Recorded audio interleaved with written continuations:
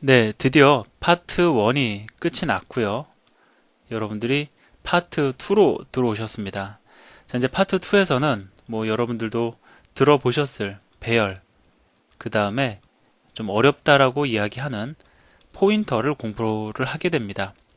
자, 물론 파트 1의 내용에 비해서는 여러분들이 조금 더 신경 써야 될 부분이 있는 건 사실이지만 뭐 소문만큼 그렇게 어려운 내용은 아니다라고 저는 여러분들에게 말씀을 드리고 싶습니다. 저만 하더라도 과거에 그 C언어를 공부할 때 포인터를 상당히 주먹구구식으로 공부를 했거든요. 당시에는 이제 뭐 아까 당시라기보다는 제가 예전에 공부하던 방식은 뭐 그때 저와 같이 공부했던 친구들도 대부분 그랬을 겁니다. 관찰을 합니다. 사실은 그 책에서 아주 친절하게 설명을 하던 그런 책들이 없어가지고 이제 주로 많이 관찰을 했어요. 예제를 이렇게 작성을 해보고, 여기서 의미하는 바는 포인터라는 것이 여기서는 이러한 의미를 갖는구나. 출력 결과를 이용을 해가지고 나름의 이해를 쌓아가던 시절이 있었습니다. 근데 이제 그때와 다르게 지금은 뭐 교수법이나 그리고 이제 교재들도 많이 이제 발전이 되었기 때문에 여러분들이 그전처럼 주먹구구식으로 공부하지 않으셔도 잘 정리가 되어서 내용이 나옵니다. 따라서 여러분들이 그 내용을 하나하나 그냥 순서대로 이해를 하시면 듣던 소문과 달리 여러분들이 포인터를 또 배열을 매우 쉽게 공부하실 수 있다라고 저는 말씀드리고 싶습니다. 제 말씀드린 내용이 여러분들에게 그대로 적용이 되어서 여러분은 배열과 포인터가 어렵지 않게 느껴지실 겁니다. 자, 근데 한 가지 제가 여러분들에게 먼저 말씀드리고 싶은 게 있어요. 뭐냐면 배열을 갖다가 이제 공부할 때 뭐 이번 첫 강의를 통해서 배열을 소개를 해드리겠지만 배열이 어렵지가 않아요. 또 포인터도 별도로 설명을 드리잖아요. 근데 이제 포인터도 뭐 설명 듣고 나니까 별로 어렵지 않네라는 생각이 듭니다. 근데요, 이 둘을 갖다가 서로 연계해서 이해해야 되는 그러한 경우가 이제 등장을 합니다. 그 다음에 또 그 C언어에서 가장 중요한 함수와 연계해서 배열과 포인터를 이해해야 되는 경우가 있습니다. 즉, 배열 자체는 어렵지 않으나 포인터 자체는 어렵지 않으나 이 둘을 연계해서 또 함수라는 녀석과 같이 묶어서 이해하다 보면 조금 헷갈릴 수가 있습니다. 어렵진 않은데 조금 혼란스러울 수 있어요. 따라서 정리라는 거를 해보시기 바랍니다. 그러니까 한번 우리가 처음부터 정리하실 필요는 없고요. 일단 파트 2의 내용이 끝나면 뭐 A4지 한 장도 좋고 뭐 노트도 좋습니다. 뭐 B5 좀 크기가 좀 너무 크다 A4가 그럼 B5 용지도 괜찮아요. 거기다가 여러분이 알고 있는 또 이해한 내용을 갖다가 쭉 나열을 하는 겁니다. 배열이면 배열, 포인터면 포인터. 그렇게 되면 뭐 제 생각에는 한 두 장 정도면 될 것 같아요. 파트 2에서 이해한 내용을 간단하게 정리를 하면 그걸 가지고 계세요. 자, 그 다음에 또 이제 파트 3로 들어가면 파트 3에서도 배열과 포인터인데 파트 3에서 공부한 내용도 뭐 한 두세 장에 걸쳐서 정리를 하시는 겁니다. 쭉 정리를 하세요. 이해한 내용을 갖다 정리하시는 겁니다. 그러다가 나중에 여러분들이 이제 배열과 포인터를 활용하다 보면은 내가 이거 어떻게 이 상황을 처리해야 되지? 이 경우는 어떻게 되는 거지? 라는 궁금증이 생겼을 때에 여러분이 작성해 놓은 이 노트를 참조를 하시기 바랍니다. 그럼 분명히 빠진 부분이 있어요. 그 빠진 부분을 교재를 참조하셔가지고 다시 이해를 하셔서 이해한 부분들을 갖다 계속 이렇게 채워 넣으시는 겁니다. 뭐 한 번에 걸쳐서 완성해야 되는 게 아니고요. 수차례 걸쳐서 완성을 하는 겁니다. 그렇게 완성을 하시면 나중에 이거를 갖다가 한 차례 다시 정리하고 싶은 생각이 들 거예요. 그래서 내 나름대로의 배열과 포인터를 쫙 정리를 하는 겁니다. 이렇게 한번 정리해 놓으면요, 포인터와 배열은 사실 어렵지가 않습니다. 다만 정리가 안 되면요, 머릿속에서 내가 알고 있는 것과 모르고 있는 것들이 뒤죽박죽이 돼 버리면은 정말 공부하기 좀 어려워지는 게 이제 배열과 포인터인데, 여러분들이 정리하는 성향을 잘 가지고 계신다면은 배열이나 포인터나 뭐 그다음에 이와 관련된 함수와 관련된 부분들, 이 둘이 연계되는 부분들 다 어렵지 않게 공부하실 수 있다라고, 이거는 어디까지나 이제 C 언어를 먼저 공부했던 선배의 입장에서 여러분들에게 말씀을 드린 겁니다. 자, 그럼 이제 선배의 입장에서 다시 강의자의 입장으로 돌아와서 여러분들에게 배열이라는 것을 잘 설명을 드리도록 노력을 해야 되겠죠. 자, 우리가 보통 이제 변수를 갖다가 많이 선언을 해야 될 경우도 있어요. 그러면 이제 이렇게 생각을 많이 합니다. 내가 10개의 변수가 필요하다. 뭐 10개 변수가 필요한 이유야 뭐 갖다 대면은 많이 등장을 하겠죠. 내가 저장해야 될 데이터가 일단 10개 이상이라는 뜻이니까 뭐 n1, 뭐 n2, n3 뭐 이런 식으로 해서 쭉 내가 원하는 변수를 선언할 수도 있습니다. 즉 하나의 문장 안에 이렇게 여러 개의 변수를 선언할 수 있죠. 변수의 이름을 각각 지정을 해서. 근데 배열이라는 것을 이용을 하면요, 훨씬 더 간단하게 내가 원하는 수의 변수를 선언할 수가 있습니다. 만약에 우리가 10개의 변수를 선언을 할 거다라고 하면은 각각의 변수 이름을 10개를 지정을 해줘야 될 거고, 그 다음에 내가 100개를 선언을 할 거다라고 하면은 정말 길게, 아니면은 뭐 10개씩 끊어서 총 10문장에 걸쳐서 100개의 변수를 선언을 해야 되는데, 이게 매우 번거로울 수 있다라는 거예요. 자, 꼭 거꾸로 여러분들이 그 100개의 변수를 선언할 필요가 있습니까? 라고 물어보실 수 있는데, 뭐 여러분들이 그 보통 생각하시는 어떤 게임의 좌표 있잖아요. 그런 것들도 사실은 좌표 정보를 갖다 나타낸다 라고 했을 때에 우리가 보통 그 화면에 어떤 위치를 갖다가 죄송합니다. 화면의 위치를 이렇게 나누어 가지고 각각의 위치 정보를 갖다가 이제 변수로 표현을 하기도 합니다. 그러면 가로 세로의 길이가 예를 들어 10 by 10이다. 훨씬 더 넓죠, 사실은. 우리 게임의 어떤 게임의 그 정보를 갖다가 표현을 하려면요, 판의 정보를 표현을 하려면 훨씬 더 그 넓게 잡히게 되는데, 10 by 10으로만 봐도 100개의 변수가 있어야 그 정보들을 다 담을 수 있다라는 겁니다. 자, 어쨌든 뭐 단순하게는 제가 게임 얘기를 했지만, 아주 많은 수의 변수를 갖다가 한 번에 선언해야 되는 경우는 정말 빈번하게 등장을 합니다. 근데 우리가 그때 배열이라는 것을 이용을 하면은 훨씬 쉽게 우리가 메모리 공간을 할당할 수가 있어요. 자, 선언하는 방법, 제가 얼마나 간단하면 제가 프레젠테이션 자료로 들어가기 전에 여러분들에게 좀 설명을 드리려고 합니다. 자, 변수는 이렇게 선언을 하죠. int, 자, 자료형입니다. 변수의 자료형이죠. 자, 변수의 이름을 써줍니다. num. 근데 이거를 갖다가 이제 배열이라는 걸 선언을 하려면, 자, 배열을 구성하는 변수의 자료형을 써줍니다. 똑같이 나는 int형 변수로 이루어진 배열을 선언을 하겠다. int라고 써줘요. 여기서는 변수의 이름을 써줬죠. 근데 여기서는 이제 배열의 이름을 써줍니다. 나는 배열의 이름을 arr이라고 하겠다. 근데 이 배열은 int형 변수가 총 뭐 몇 개로 할까요? 7개? 7개로 묶어서 만들어진 배열이다. int형 변수가 7개 묶어서 만들어진 배열이다. 그럼 요 옆에다가 자, 이렇게 7이라고 써줍니다. 이렇게 해주시면 돼요. 즉, 배열을 선언하는 방법은 매우 간단합니다. 배열의 이름을 지정을 해주고, 그 다음에 그 배열을 구성하는 변수의 자료형을 써주고, 총 몇 개의 변수로 구성을 할 것인가, 그 배열을, 그 정보, 즉 배열의 길이 정보라고 이야기를 합니다. 크기라고 얘기를 하지 않고 길이 정보죠. 예, 길이 정보라고 이야기를 합니다. 자, 이렇게 해서 길이 정보를 지정을 해주시면 돼요. 그러면 정말로 int형 변수가 하나, 2개, 3개, 4개, 5개, 6개, 7개가 나란히 메모리 공간에 할당이 이루어집니다. 나란히, 제가 지금 뭐라고 말씀을 드렸냐면 나란히 할당이 이루어진다라고 말씀을 드렸죠. 이것도 중요한 사실 중에 하나니까 체크를 해두시기 바라고요. 자, 그래서 실제 그러면 할당되는 메모리 공간의 크기는 어떻게 될까요? int형 변수의 크기를 4바이트라고 한다면 4 곱하기 7은 28이 됩니다. 그럼 실제로 28바이트가 메모리 공간에 할당된 것은 어떻게 확인할 수 있느냐? 제가 여기다가 하나만 더 써드릴게요. 배열의 이름을 인자로 해가지고요, size of 연산해보면 알 수 있습니다. size of arr 이렇게 해주시면은, 자, 배열의 길이가 아니에요. 절대 길이가 아닙니다. 길이는 7이지만 크기는 28이죠. 이거 뭐 길이와 크기의 차이를 제가 설명을 드릴 필요는 없을 것 같습니다. 길이는 7이지만 바이트 크기는 28이에요. 자, 그러면 size of 연산자가 실제로 반환하는 값은요, 길이가 아니라 크기입니다. 즉 28이라는 값을 반환을 합니다. size of 연산의 결과로. 자, 여기까지만 일단 말씀을 드릴게요. 자, 그래서 지금 제가 간단하게, 너무도 배열 선언하는 것이 간단하다 보니까는 배열을 선언하는 방법에 대해서 한 차례 먼저 정리를 해드렸고요.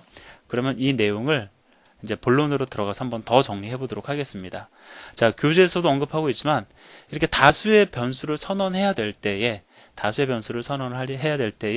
그 선언의 편의를 제공하기 위해서 배열이라는 것이 제공된다라고 이야기를 합니다. 가장 모범적이고 일반적인 답변일 수는 있지만 조금 더 실제로 들어가서 보면은요, 배열을 선언하는 이유는 또 다른 이유가 있습니다. 그 다른 한 가지 이유를 갖다 여러분들이 이번 강의가 끝나기 전에 정확히 이해를 하셔야 돼요. 자, 그러면 요거는 제가 앞에서 말씀드린 내용이니까 뭐 여러분들에게 한번 읽어볼까요? 그래도 위와 같이 다수의 변수를 선언해야 하는 경우는 매우 번거로울 수 있죠. 그래서 다수의 변수를 선언할 수 있도록 배열이라는 것이 제공된다라고 말씀을 드렸습니다. 그래서 지금 여기서 지금 필요로 하는 뭐 개수가 뭐 지금 여기 하나, 둘, 셋, 네 개인데 총 40개다. 그러면은 우리는 어떤 식으로 선언하면 될까요? 한번 그냥 연습해 볼까요? int arr 그 다음에 40 이렇게 하면은 총 길이가 40인 40개의 변수로 이루어진 배열 arr이 선언이 되는 거다라는 거죠. 즉 아주 간단하게 우리는 다수의 변수를 선언할 수가 있습니다. 자, 근데 여기서 여러분들이 좀 주목할 필요가 있어요. 뭐냐면 배열은 단순히 다수의 변수 선언을 대신하지 않는다라는 거예요. 이게 전부가 아니다라는 겁니다. 배열의 이점은 다수의 변수로는 할 수 없는 일이라는 게 있어요. 그거를 바로 다음 페이지의 아니면 다다음 페이지든 예제에서 여러분들에게 보여드릴 겁니다. 이게 매우 중요해요. 어떻게 보면 우리가 보통 배열이다라고 하면은 배열 다수의 변수를 갖다가 대신해서 선언할 때 사용하는 것 이렇게만 이해를 하는데 그보다 더 중요한 사실은 이겁니다. 다수의 변수로는 할 수 없는 일을 배열을 이용하면 할 수가 있습니다. 자, 그 다음에 이제 배열은요 1차원의 형태를 띌 수도 있고 2차원의 형태를 띌 수도 있습니다. 그런데 이번 챕터에서는 우리가 이제 1차원 배열에 대해서 이제 공부를 하는 거고 그럼 지금 공부하는 것이 1차원의 형태이다. 그거 지금 사실 잘 모르셔도 됩니다. 그냥 1차원 배열이다, 2차원 배열이다. 그런 개념은 우리가 2차원 배열 가서 정리를 해도 되고요. 지금은 일단 그냥 우리가 공부하는 것이 1차원 배열이다. 라는 정도만 여러분들이 정리해 두셔도 괜찮을 것 같습니다. 자, 1차원 배열 선언하는 방법 말씀드렸죠. 그럼 같이 한번 읽어보자고요. 자, 인트형 변수로 이루어진 배열을 선언을 하는데 그 배열의 이름이 dim이라고 읽을게요. dim arr이죠. 그러니까 이게 지금 원 dim arr이 뭐냐면 원 디멘션 어레이를 갖다가 제가 좀 줄여서 표현한 겁니다. 자, 어쨌든 얘가 배열의 이름이고 그 다음에 얘는 int형 변수 몇 개? 4개로 이루어진 배열이다. 즉 여기서 쓴 int는 배열을 이루는 요소의 자료형이고요. 얘는 배열의 이름, 얘는 배열의 길이, 크기가 아니다라고 말씀드렸습니다. 길이를 갖다가 나타낸다라고 말씀을 드렸죠. 그래서 실제로 메모리 공간에는 이러한 형태로 할당이 됩니다. 그러면 길이는 4이지만 크기는 몇입니까? 인트가 4바이트라고 했을 때에 총 16바이트가 메모리 공간에 할당이 되겠죠. 자, 그래서 배열 선언하는 방법 어렵지 않습니다. 그럼 한번 또 읽어볼까요? ARR1, ARR2, ARR3라는 이름의 배열을 각각 선언을 하고 있는데 ARR1은 인트형 변수 7개로 이루어진 배열이죠. ARR2는 플로트형 변수 10개로 이루어진 배열입니다. 그 다음에 ARR3 같은 경우에는 더블형 변수 12개로 이루어진 배열입니다. 자, 어때요? 선언하는 방법, 배열 선언하는 방법은 변수 선언보다 더 어려울 것도 없고 쉬울 것도 없고 그냥 그 정도 수준에 지나지 않습니다. 자, 그러면 지금까지 이렇게 해서 여러분들에게 배열의 선언 방법을 말씀을 드렸어요. 근데 배열을 선언만 하고 쓰지 못하면 의미가 없겠죠. 어떻게 접근을 하느냐? 자, 그 접근 방법에 대해서 이제 말씀을 드리도록 하겠습니다. 자, 이게 접근 방법이에요. 자, 그럼 요거 하나 제가 여기다 싹 옮겨놓고서 이게 뭘 의미하는지 설명을 드리도록 하죠. 자, 이거는 ARR이라는 배열이 이미 선언되었다는 가정입니다. 선언이 되었기 때문에 접근을 하는 거죠. 자, 그러면 일단 내가 접근하고자 하는 접근이라는 것은 값을 저장하거나 거기 저장된 값을 참조할 때를 말하는 겁니다. 접근을 할 때 ARR이라는 배열에 접근을 한다. 근데 배열은 둘 이상의 변수로 이루어져 있기 때문에 우린 여기다가 사이에다가 몇 번째 위치에 위치의 변수에 접근할 것인지를 써줘야 돼요. 근데 보통 이제 배열이 예를 들어서 하나, 둘, 세 개, 4개의 변수로 이루어져 있다라고 가정을 하면 우린 여기를 갖다가 첫 번째, 두 번째, 세 번째, 네 번째라고 이야기를 합니다. 그런데 그 위치 정보를 지정을 해줄 때에는요, 인덱스 값이라는 거를 지정을 해줘요. 자, 인덱스 값이라는 걸 넣어줍니다. 그러니까 여기 쓰여져 있는 값이 인덱스 값이에요. 자, 주의할 것은 배열을 선언할 때 쓰는 값이 인덱스 값은 아닙니다. 예를 들어서 int arr4 이렇게 써주면 얘는 인덱스 값이 아니라, 즉 위치를 지정하는 값이 아니라 배열의 길이죠. 크기가 아니다. 제가 다시 한번 강조합니다. 길이 정보를 갖다 지정을 합니다. 근데 이렇게 선언된 이후에 ARR이라는 배열에 접근을 할 때에는 인덱스 값이라는 걸 지정을 해주는데, 인덱스 값이라는 것은 0부터 시작을 합니다. 그래서 이 인덱스 값이라는 거는요, 사실 우리가 C원에서만 활용이 되는 것이 아니고 각 분야에서 다양하게 사용이 됩니다. 그래서 여기서부터 시작해서 얼마만큼 떨어져 있느냐, 0이라고 하는 것은 현재 위치를 의미하는 거고 1이라는 것은 1만큼 떨어져 있다라는 그런 값을 의미를 하거든요. 자, 그래서 중요한 거는 인덱스의 어떤 개념을 지금 여러분들에게 설명을 드리려는 것이 아니고, 아마 그 개념은 저보다 더 정립을 잘 하시는 분들도 계실 겁니다. 그게 아니고 위치 정보는 0부터 시작을 한다. 즉 얘는 0번째, 얘는 1번째, 얘는 2번째, 얘는 3번째다. 제가 원래는 뭐 첫 번째가 맞는 말이죠. 근데 0에서부터 시작을 하기 때문에 그냥 0번째라고 읽는 게 편하기 때문에 그렇게 읽으면서 여러분들에게 이제 인식을 시켜드리는 겁니다. 즉, 첫 번째 요소는 0으로서 접근을 해서 우리가 참조하게 되는 거예요. 그래서, 자, 여기서 얘기하는 건 뭐냐면, 0이라는 건 0번째, 첫 번째죠, 사실은. 0번째 요소라고, 이제 각각의 요소라고 이야기를 합니다. 0번째 변수에 10을 저장을 해라. 따라서, 여기에 10이 저장이 됩니다. 그럼 얘가 의미하는 건 뭘까요? 1이라는 것은 0 다음 1이니까 두 번째 요소죠. 두 번째 요소에 12가 저장이 됩니다. 이 문장을 실행하게 되면. 자, 얘는 어떻게 될까요? 0, 1, 2니까 세 번째죠. 세 번째 요소에 25라는 값이 저장이 됩니다.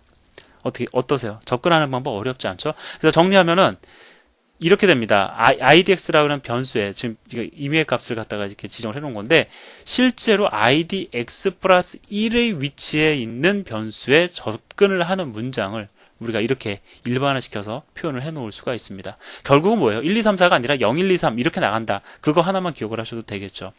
자, 그럼 예제를 보도록 하겠습니다. 이 예제에서 보니까 길이가 5인 인트형 배열을 선언을 하고 있죠. 뭐 그냥 첫 예제니까 그냥 제가 하나씩 다 쓰겠습니다. 자, 이렇게 나란히 할당이 됩니다. 자, 그 다음에 0번째, 1번째, 2번째, 3번째, 4번째 다시 말하면 첫 번째, 두 번째, 세 번째, 네 번째, 다섯 번째에 10, 20, 30, 40, 50을 저장하니까 10, 20, 30, 40, 50이 저장이 될 겁니다. 자, 근데 중요한 사실이 있어요. 중요한 사실이 있는데 뭐냐면 이렇게 배열이 선언된 다음에 접근을 할 때 이 인덱스 값 표현할 때 있죠. 꼭 상수로만 표현을 해야 되는 것이 아니고 변수를 이용해서 표현할 수도 있습니다. 따라서 이렇게 반복문을 이용을 해가지고 배열에 접근을 할 수가 있어요. 자, for문을 통해 가지고 i가 0일 때, 1일 때, 2일 때, 3일 때, 4일 때 이 문장을 실행하도록 하고 있습니다. 따라서 ARR i라는 것은 0번째, 1번째, 2번째, 3번째, 4번째 즉 뭘 하고 있는 거예요? for문을 통해 가지고 배열에 순차적으로 접근을 하고 있어요. 순차적으로 접근하고 있습니다. 모든 요소에 순차적 접근이 가능하죠. 그 이유는 뭐예요? 우리가 ARR 그 다음에 이 사이에 인덱스 값으로 변수를 지정을 하고 그 값을 갖다가 변경시킬 수 있기 때문에 우리가 순차 접근할 수 있다는 겁니다. 자, 한번 만약에 생각을 해보세요.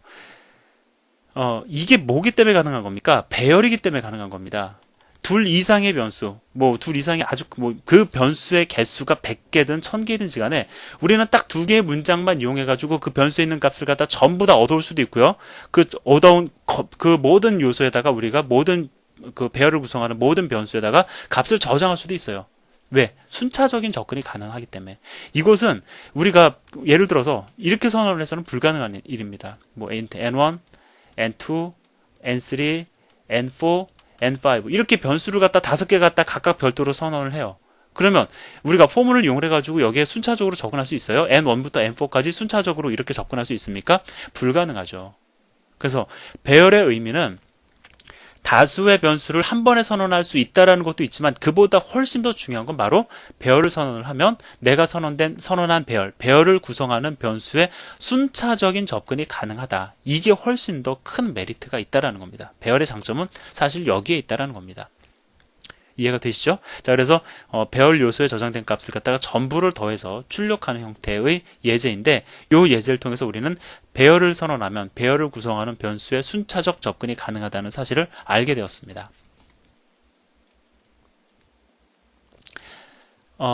그 다음에 이제 선언과 동시에 초기화하는 방법을 설명을 드려야 되는데 일단 간단하게 정리를 여기서 한번 하고요. 이어서 강의를 진행하도록 하겠습니다. 감사합니다.